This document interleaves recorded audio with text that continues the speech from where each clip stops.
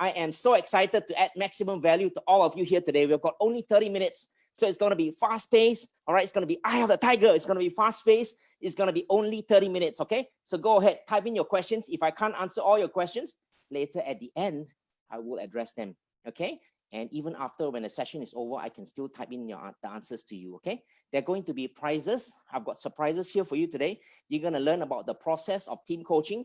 You're going to have system. I'm going to give you tools. You're going to have prizes. I've got prizes for you. I've got my books, which I've already signed. I'm waiting to write your name and send it to you. But you will need to answer my questions. You will need to participate, okay? Now, let's go. Here, I have these books that I'm going to give out here today. And they're going to be coaching books, mentoring books, 5 Levels of Mastery. The latest book that I have written with Dr. Marshall Goldsmith is right here too. And I've already signed it, okay? I've signed it. I'm just waiting to write your name and send it to you, okay? You're going to get this book.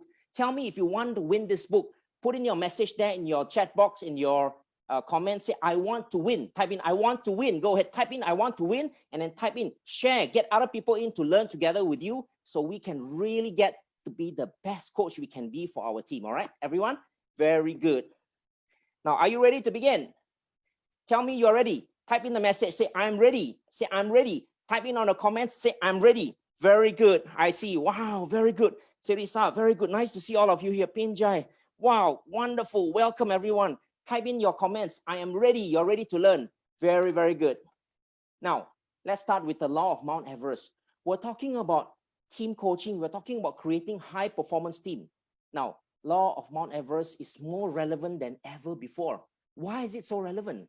Well, it's so relevant because in our times of great challenge that we are in here today, global economic challenges, global pandemic, all of this that we are facing, as the challenge escalates, the need for teamwork elevates. So in fact, more than ever before, the need for us to work in a team, the more the need for us to create a high performance team. Yes, if you agree, say yes. Type in the message, yes, if you agree. Share it with your friends so that they can come in, they can learn how to elevate the teamwork, create high performance teams, how to coach your team for the highest performance.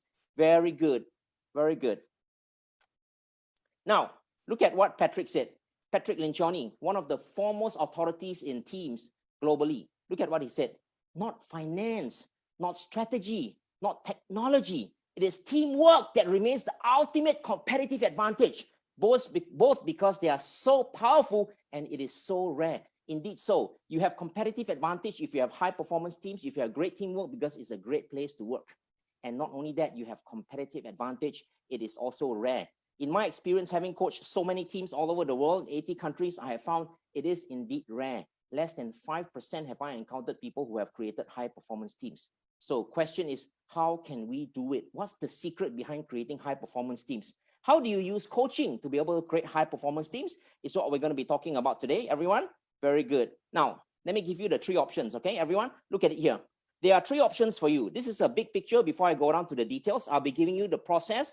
I'll be giving you tools, okay? But now I give you the big picture, all right? If you have any questions, remember, type it in your comments. You have questions, type it in, okay? Take a sip of water. Very good. Type in if you have questions. You got 3 options for team coaching. 1, you hire an external team coaching expert. That's the first one, yeah?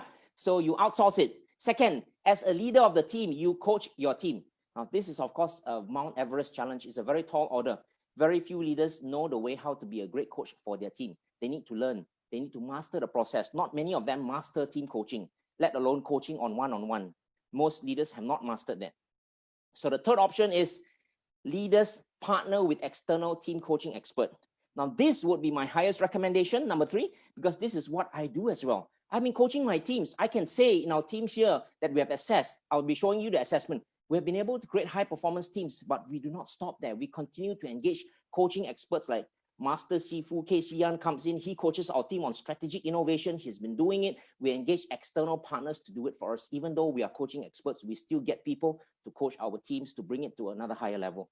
So this is what I say, number 3 is the best option I would recommend to you. Not only that, it's also because as leaders, when you work with the external coaching experts, you will learn and they will be able to transfer and the expertise and equip you. Eventually, you'll be able to do it on your own. But for me, I choose not to do it on my own. For my teams in all the countries in ITD world, we choose to hire external team coaching experts alongside with our own internal coaches, and we work together in partnership we have found the best results.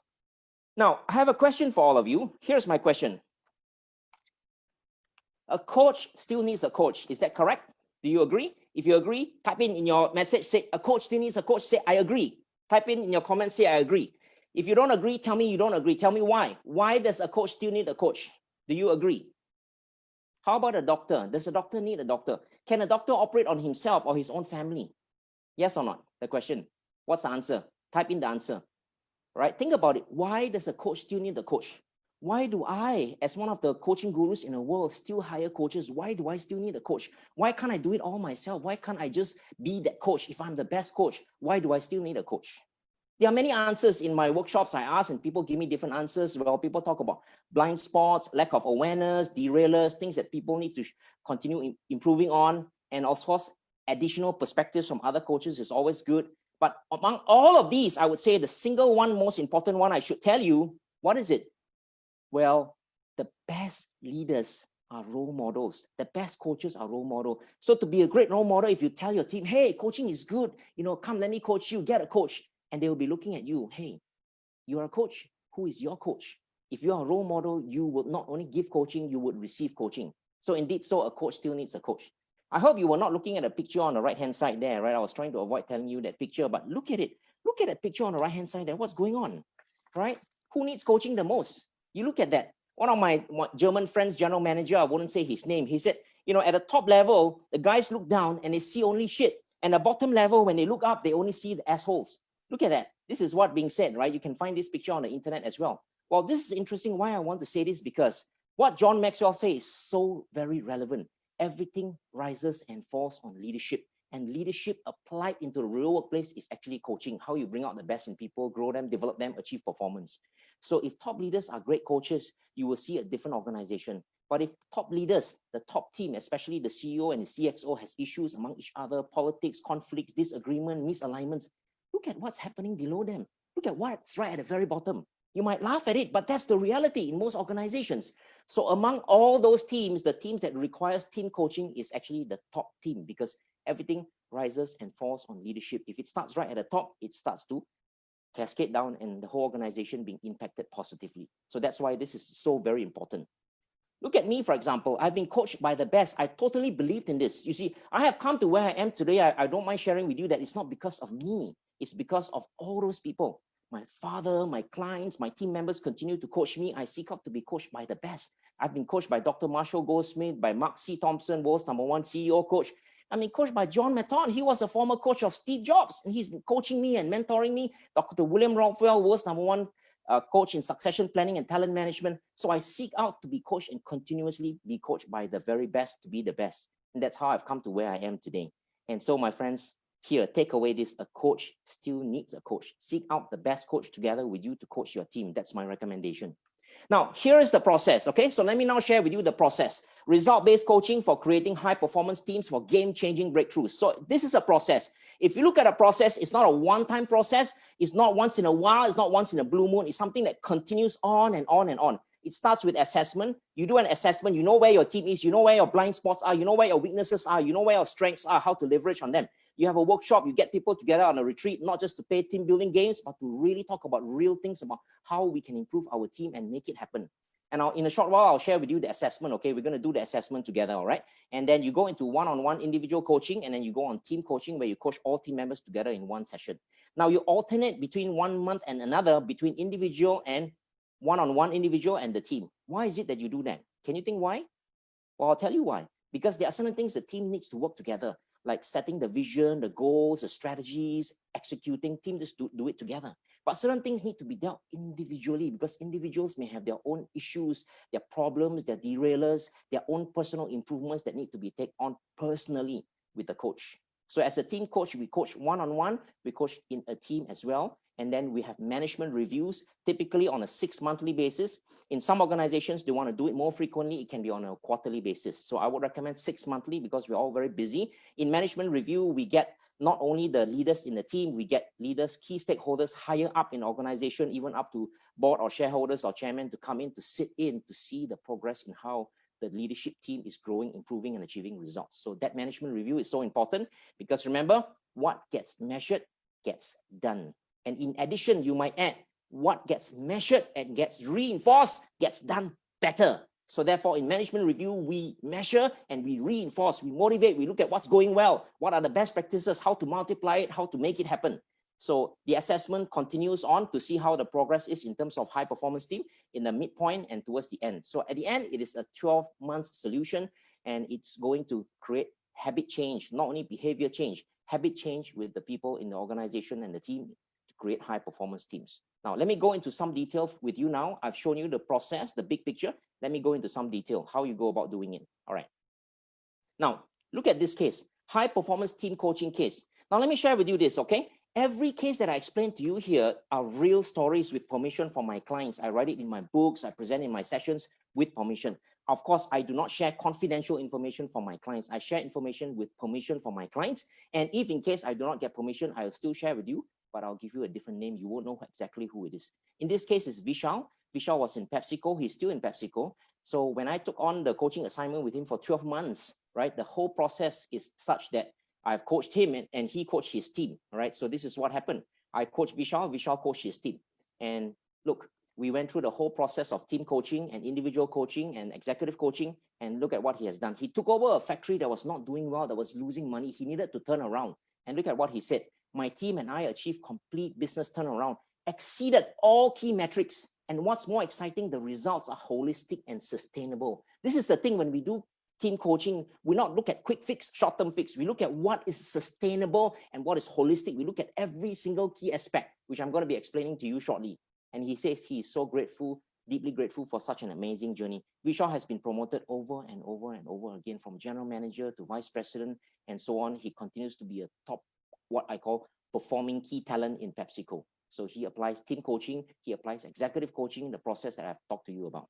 Now here it is, the top 10 best practices high performance teams. Now let's do this. I want to engage all of you. Let's do this assessment together. As I go through each and every one of these, I'd like you to put a number 1 to 10. 1 is poor, 10 is excellent, okay? Score your own team, all right? This is an assessment of your team, the core team that you're working with, okay? I'm going to explain to you here. There are 10. I'm going to give you the first 8 and then ask you to guess what is 9 and 10. If you can guess 9 and 10, just type it in your comments in Facebook, type in, and I will look at it. If you are the first one to get it right, I will give you a book. I will send you that book, the price, you will get it, okay? So let's do that. Let's go one by one. Okay, unity, the first one. Well, in your team, when you work together, do you see a unity of values? People share the same values. People see the same vision, mission, moving in the same direction with the same strategy, making decisions in a unified manner together as one complete team. Team-based decision making, all right, including people within the team. Give yourself a score of 1 to 10, go ahead. Later, I will ask you to add up all the scores of 8 questions, and then you average it out to see where you score, and I'll tell you where your performance is, okay? Whether you are within that category of high performance teams, okay? Let's do that. Now, number 2, clarity. Now, when you work with your teams, are you sure all your team members are clear? What are the goals? Or different people have different understanding of what the goals are? Does everyone know each other's role? Who plays what role with each other's strengths? What are their responsibilities? What is expected of each team member? Are they clear, not only themselves, but of each other? Go ahead, give your score 1 to 10. Number 3, positivity.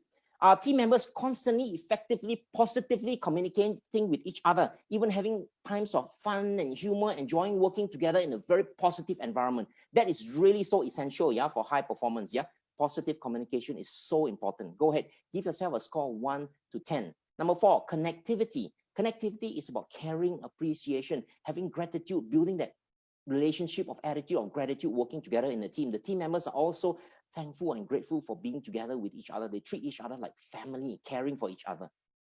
Go ahead, give yourself a score. All right. Number 5, integrity of intentions, words, and actions. Do team members practice total uncompromising integrity in their words they speak, in the actions they do what they say, and they say what they do, and maintaining high trust working in a team? Number 6, safety. Now, this is so important. Do you feel safe? The team members feel safe? Ask them. Now, this is you're doing an assessment on your own. What I recommend that you do when you go back to your workplace, you give it to all your team members. You give it to key stakeholders that interact with your team. You ask them to give a score. You collect back the results and you see overall what is the real situation, okay? Number 6 is safety. Do people feel safe even though they are different? They have different color of skin, different background, different religions, different beliefs, different opinions, but they will be compassionately accepted and resolving the conflict with care and compassion with each other. So people feel safe to open up. Even they have worries or concerns, they can talk about it. Now, this, my friends, is so important. Yeah, in fact, Google identified in Project Aristotle that when they studied high performance teams in Google all over the world, they found this as the single one standout important factor, whether team members feel safe or not coming to work, working in a team. Do they feel safe? Do they feel threatened? Do they feel their well-being, their psychological safety is at risk? Then they don't work well in the team. They begin to protect themselves. They begin to hide. They begin to play politics. All of this comes in when there's no safety. Number 7, diversity. This is so important because we are living in a very challenging world, in the VUCA world that keeps changing. We need to leverage on diversity with people with different expertise within our team. The difference creates innovation, new ideas. When you come together and challenge each other, something else awesome comes out of that diversity. So you're able to pull your strengths together to create competitive advantage. Go ahead, give yourself a score. And number 7, agility. Are you able to continuously improve and adapt fast to the environment and learning velocity? Are you fast in learning things? New technology comes up, new platform comes up, new digital waves coming in your way. Are you able to learn it quickly, master it, and apply it and do it and make it happen? So that really, my friend, is agility. All right, go ahead. Put up your score. I give you about 10 seconds. Add up your score, divide by 8. Everyone, let's do that. Type in your score, please. Type in your score. If you already know what 9 and 10 is, you can key in. I'll give you a prize if you're the first one to say it out, okay? What number 9 and number 10 is. Go ahead, add up your score, divided by 8. See how you do, all right? Let's do that, everyone. Let's key in your score. Add up total 8 questions, divided by 8. What's your average? Now, as you're doing it, let me tell you this, okay? Most teams in the world, 95%, are scoring 75 and below. They are not high performance teams. High performance teams are 80% and above. 80% and above is what we will consider high performance teams. And here, my friends, 80%, only 5% of teams, through research and my own experience, only 5% or less of teams all over the world I've seen who are high performing teams. So that is why this is needed more than ever before. Even teams that are top 10 or top 20 multinational companies, Fortune 100 companies in the world who work together in different countries, I've assessed them. Their scores were around 75. But even those kind of teams have huge room for improvement. Now, I did my own assessment with my team. I've been coaching my teams, applying all these things that I'm sharing with you. I even engaged external team coaching experts to coach my teams.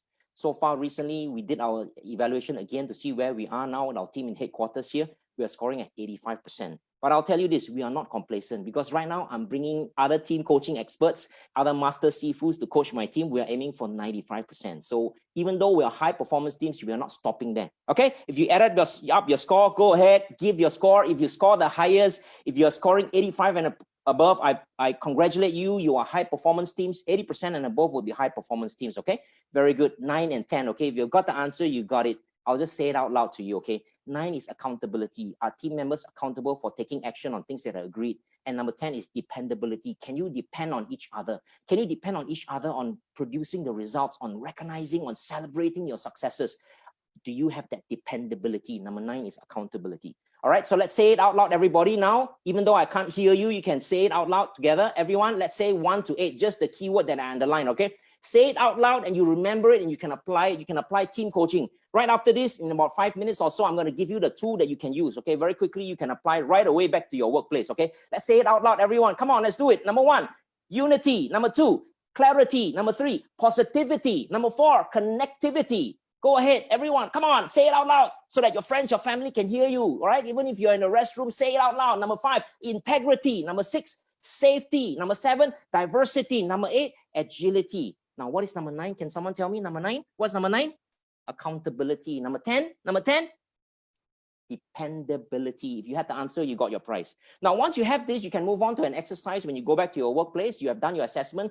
Let's talk about it, right? Let's get team members sit together on a table somewhere outside on the beach out there, or somewhere along under the coconut tree, and then let's talk about this with a flip chart. Okay, let's list down what are the top 2 to 3 challenges faced in our team. Let's talk about it. Let's be open. Let's keep everyone safe. Don't worry, you're not going to put anyone down. You're not going to criticize them. You're not going to shoot down the idea, because if you do that, they don't feel safe. Next time, they'll never tell you anything. So you can have all your people just zip up their mouth. No one will say anything, right? So you got to make it safe for them to talk. And then, hey, it's all right. Thank them when they say something. If they say something not good, thank them. Hey, thank you. We'll take this into consideration. Thank you so much. Appreciate them and encourage them to feel safe to talk. And then the second one, what are the top to 3 habits we must change to be a more effective team? Let all the team members debate and then rate and rank and then come to the focus of the top 2 to 3. Too many, it will not work because changing habits is very tough. All right. By the way, my friends, changing habits is way better than changing behavior. All right. Because once you change habit, it sticks. It could be with you for a lifetime. Lifelong habits are what is preferred than just changing your behavior for a season or a particular time during COVID. No, we want habits that will change for a lifetime. Now, once you do that, it will take you about 30 to 60 minutes. Then, you will answer this question here, okay, my friends? Brian Tracy and I wrote a book on 12 disciplines of leadership excellence, and we have put it here very clearly. Look at what we said here. Success is that fully 95% of everything you think, feel, do, and achieve is as a result of habit. So this is why habit is so important. What are your whole habits? What are the new habits? How do you need to make the change? This is where coaching is most powerful because coaching enables habit change. That's where coaching is most powerful. If you have a question for me about habit change, you can always ask and I will give you the insights. Anthony Robbins, look at what he said.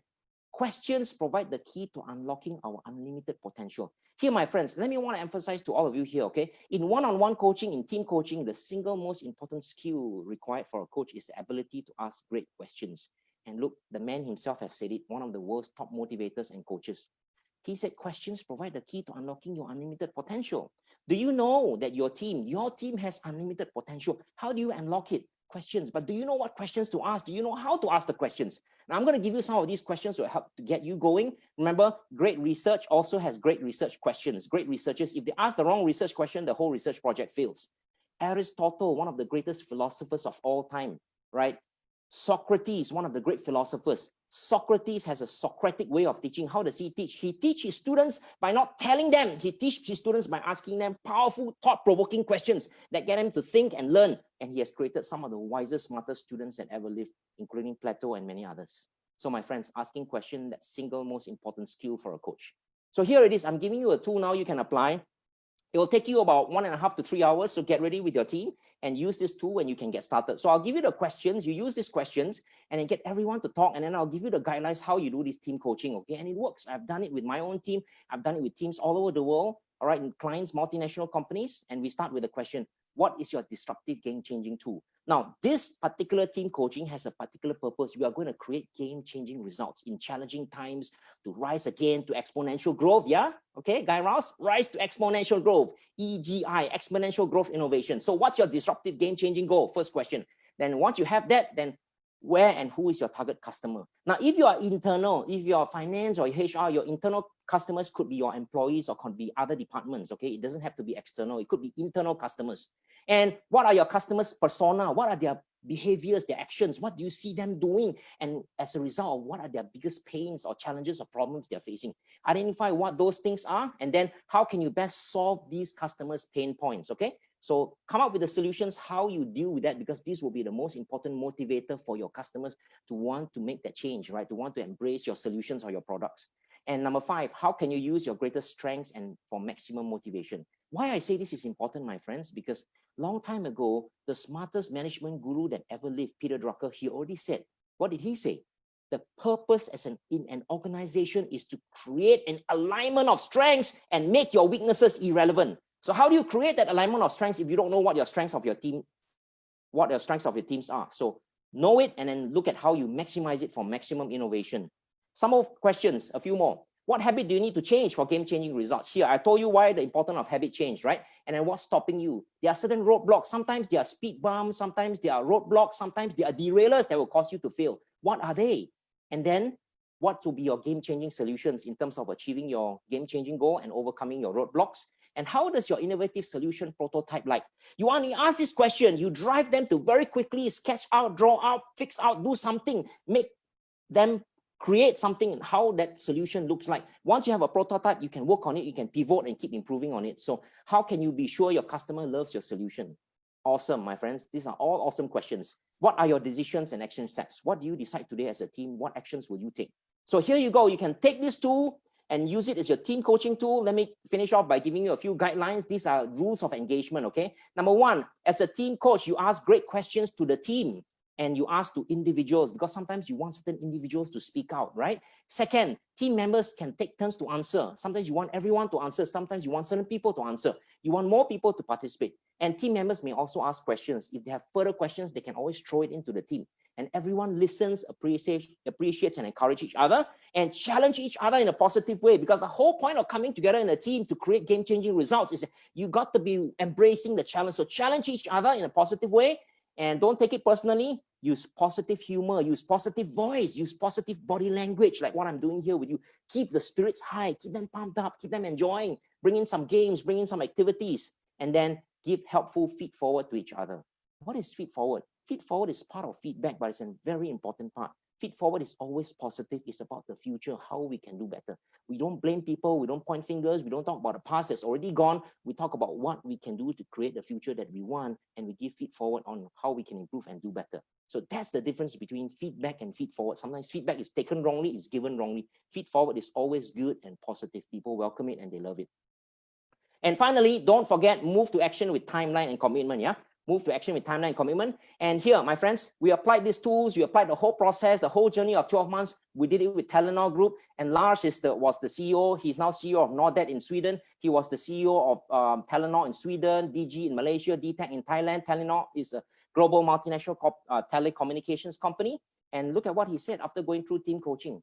Look at his words. Our talent and top leadership team improved significantly in the areas of strategy, goals, alignment, collaboration, passion, and result orientation. So they created those habits. They created high performance teams. And look at the second paragraph, what he wrote there. We have been able to overachieve our bottom line business breakthrough goal. That's what he said. You see that? These are his words. And at a celebration event with all the key talents and top management and the CXOs, Lars, the CEO himself, made a speech and he said, with me there in present, he said, I never realized that coaching and team coaching could have such a great impact on the organization, transformation, culture, and bottom line results. And now I know it, now I believe it. Let's continue on the journey. These are exactly his words, what he said, my friends. So this stuff, my friends, I'm sharing with you, it really works. It gets the results. If you will do it, you will see the results. Okay? All right, so I think our time is already up. Finally, I'd like to say teamwork makes the dream work. This is the mantra we use in ITD World. In all our teams, when we work together, we always say teamwork makes the dream work. Why? Because you know why? It's a dream to work in a dream place. It's a dream job when you have great teamwork, people caring for each other, supporting each other, positively creating high performance. It's a great place to work. So there you go, my friends. That's it for my session here today. And finally, remember, great coaches make great leaders. If you want to be a great leader, don't study too much leadership books and materials. Don't go take a PhD in leadership, because at the end, it's only really simple. A leader's role is only three things: maintain good relationships, enable performance, and grow their people. Coaching accomplishes all of that. So if you're a great coach, you're a great coach to your team, you have great relationships between you and your team and your stakeholders, you enable high performance teams, and you are growing your people. That's what you get when you be a great coach. You will be seen as a great leader. Okay, my friends, I'm going to give out prizes at the end of the session. If you have already given out the right answer to my questions, I have a prize for you, and I'll send it to you. I'll message to you. Please feel free to connect with me on Facebook, okay? I have a final question for you, okay, my friends? This is a quiz. I know we're a couple of minutes past time, but it's fine. If you want to stay on, please stay on. Here, I have a question for you, okay? If you can answer this question, type the question on the chat box in the comment. You will be the first one. You will get the prize, okay? Here it is. What is the one thing in common that makes them outstanding, okay? There are a few items here, okay? Let's go. 1, Socrates. Number 2, great researchers. Number 3, Anthony Robbins. Number 4, master coaches. Now, what is it that is in common? Here's my quiz question for you. If you can answer it, type your answer right now. What is in common between Socrates, great researchers, Anthony Robbins, and master coaches? What makes them truly great? What makes them outstanding? If you have the answer, what is in common between all these four, go ahead, type the answer. If you're the first one, I see your first answer, you will get the prize. I have a book here for you. I'm going to send it to you, okay? I've already signed it. All I have to do is just write your name. Thank you all so much. It's been an amazing time. If you have any questions, I will take them later, okay? Because our time is past. Finally, I'd like to tell you this, okay? Coaching is from the heart. It's about love. If you do it with love, you will find your life will be awesome. It'll be a most fulfilling and rewarding experience in your life when you become a great coach. Because coaching is from the heart. Coaching is loving. The closest to coaching is loving, my friends. Look at this quote that Marshall and I wrote. Success is a journey to be enjoyed lovingly each step of the way. Love is what matters most. So give lovingly. Love what you do. Do what you love, and remember to love yourself, and you become a great leader, a great coach, and a great human being. What I enjoy most doing is this one, SEBC, Sunrise Eureka Beach Coaching. Connect with me on Facebook. One day we can walk on the beach and have this Sunrise Eureka Beach Coaching. I do it all the time. You can see my stories, my examples, the breakthroughs, the pattern change in my coaches, in the people that I coach at Sunrise. Sunrise Eureka Beach Coaching. This is my greatest passion in my life, in my work. And I'll be doing that tomorrow as well and every weekend. Yeah. Yeah. And here it is. These are some of the people. They come from all over the world for Sunrise Eureka Beach Coaching. Some even come to eat durian from Spain all the way. Jose, are you there?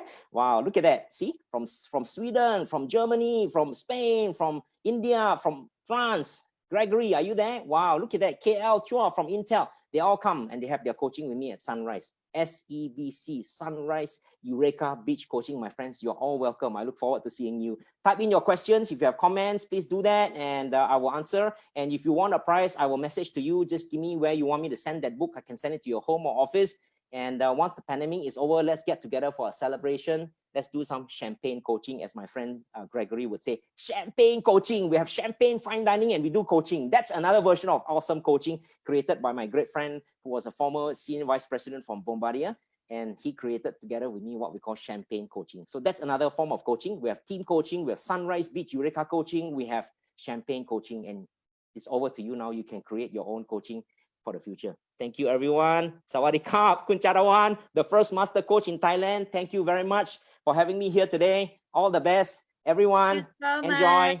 Take care. Have a wonderful weekend. Have a wonderful Saturday. Have a wonderful Sunday. Have a wonderful weekend. And see you on the beach for Sunrise Eureka Beach Coaching. Bye-bye. Thank you. Bye-bye. Thank you.